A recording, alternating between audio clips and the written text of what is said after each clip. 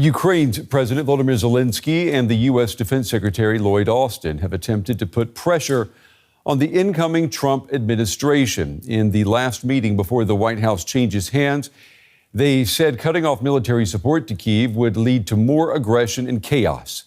Austin announced the U.S. will send another $500 million in security aid to Ukraine, including missiles and equipment for fighter jets. Germany also pledged more aid. Ukraine's key allies have been holding talks at the Ramstein air base in western Germany. Austin closed the talks by stressing the importance of maintaining support for Ukraine. And today, this contact group provides more than a common understanding. It provides a common cause. And today, some 50 countries of conscience are coordinating closely with Ukraine to send vital, consistent, and cutting-edge security assistance. And that has helped Ukraine turn Ukraine's struggle into one of the great military success stories of our time. I'm leaving this contact group not with a farewell, but with a challenge. The coalition to support Ukraine must not flinch. It must not falter, and it must not fail. Ukraine's survival is on the line, but so is all of our security.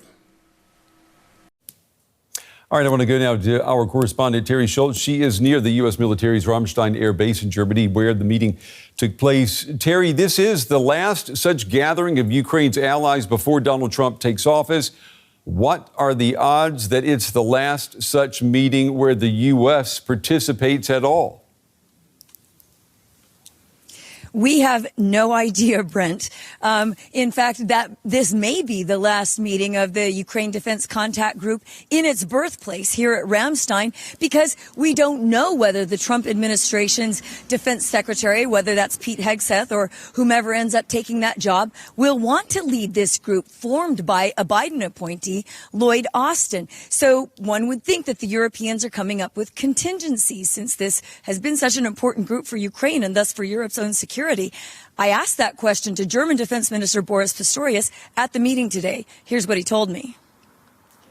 Well, to be honest, we should not discuss things like that in advance on the marketplace.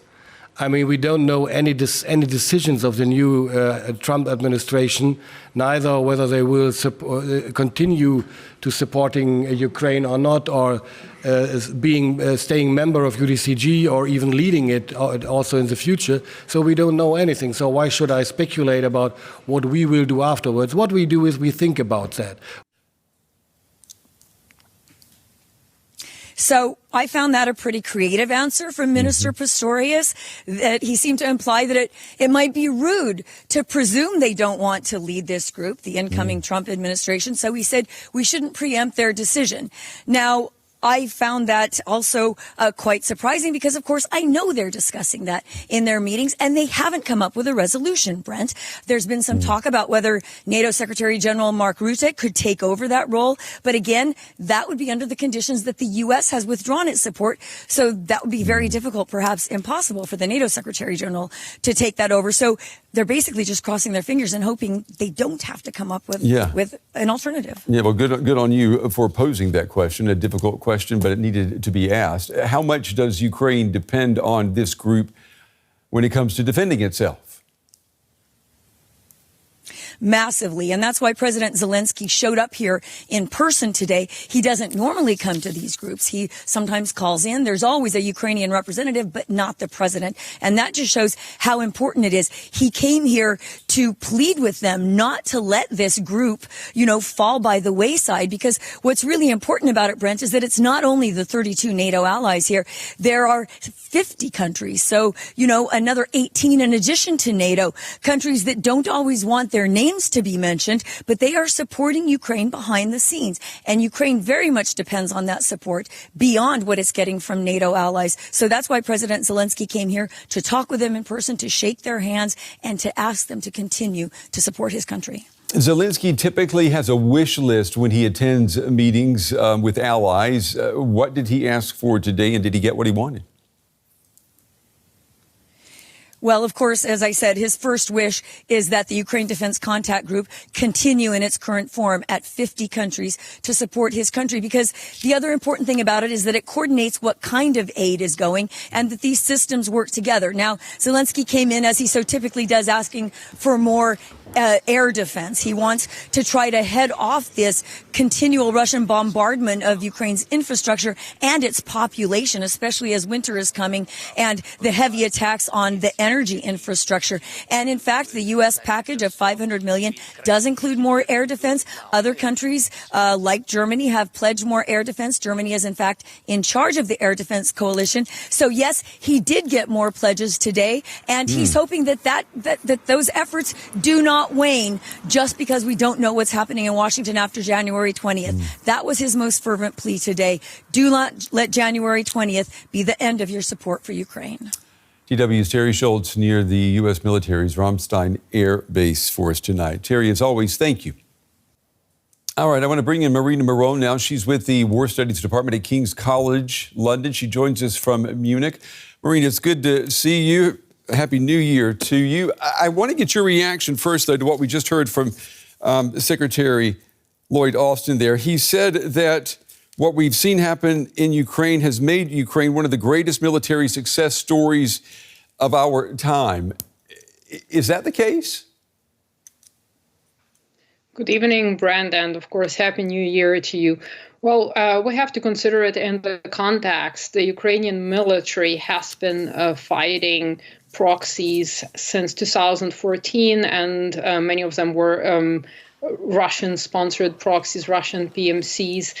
So Ukrainian military is the only military, if you will, that has been fighting a peer-to-peer war since the Second World War, because the missions that the NATO troops have seen in the past 25 years are very different from what we're seeing in Ukraine right now. And of course, given the asymmetry and the size of the Ukrainian armed forces, yes, you could say that it was a military success, because a lot of people were skeptical that the Ukrainian armed forces will be able to push back the Russians and would survive only maybe 2 weeks before the Russians take Ukraine.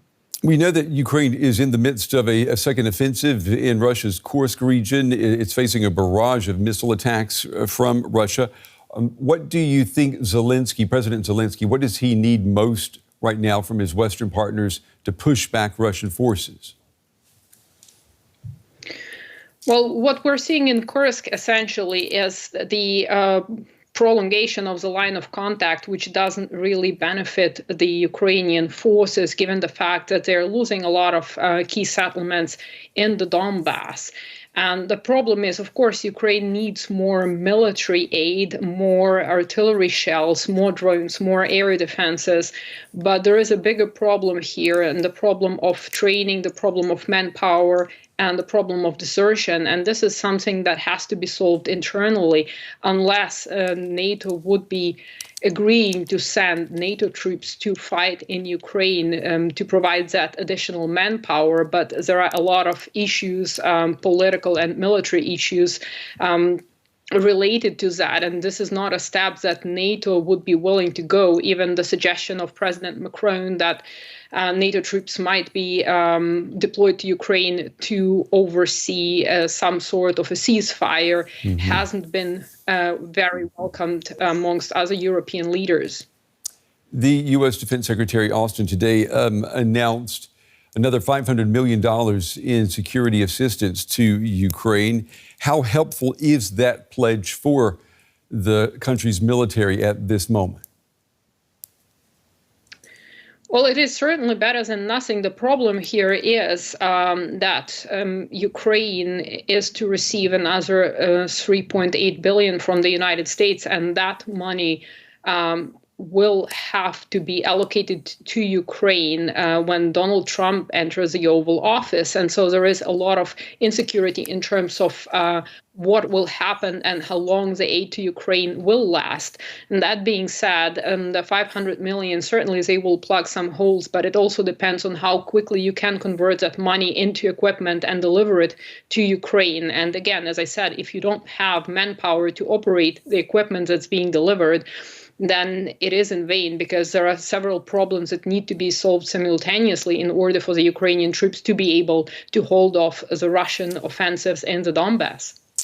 We know that in a couple of weeks, Donald Trump is going to become U.S. president again. If the United States withdraws its support for Ukraine, would it be possible for other allies of Ukraine to fill the American void? Should that happen, and the future Trump administration has already signaled that the war in Ukraine will not be solved within 24 hours, but instead in 6 months. So it might be that there will be still aid from the United States. That being said, should the United States withdraw aid, that will be detrimental for Ukraine, because the European NATO members simply do not have the capacity to plug that huge hole which will be left by the United States. Again, the European defense industry is very different and structured very differently from the one in the US. And it also lacks investment even now, as pointed out by Admiral Rob Bauer, for instance, one of the issues that European NATO members are suffering from. At the same time, NATO is looking to increase its own defense spending to prepare for a potential war with Russia or against Russia. Therefore, helping Ukraine at the same time will require careful allocation of resources, which are scarce anyway. Therefore, I think that it will be a huge blow to Ukraine should that happen. Okay. Marina, Miron, as always, we appreciate your time and your analysis tonight. Thank you. Thank you for having me.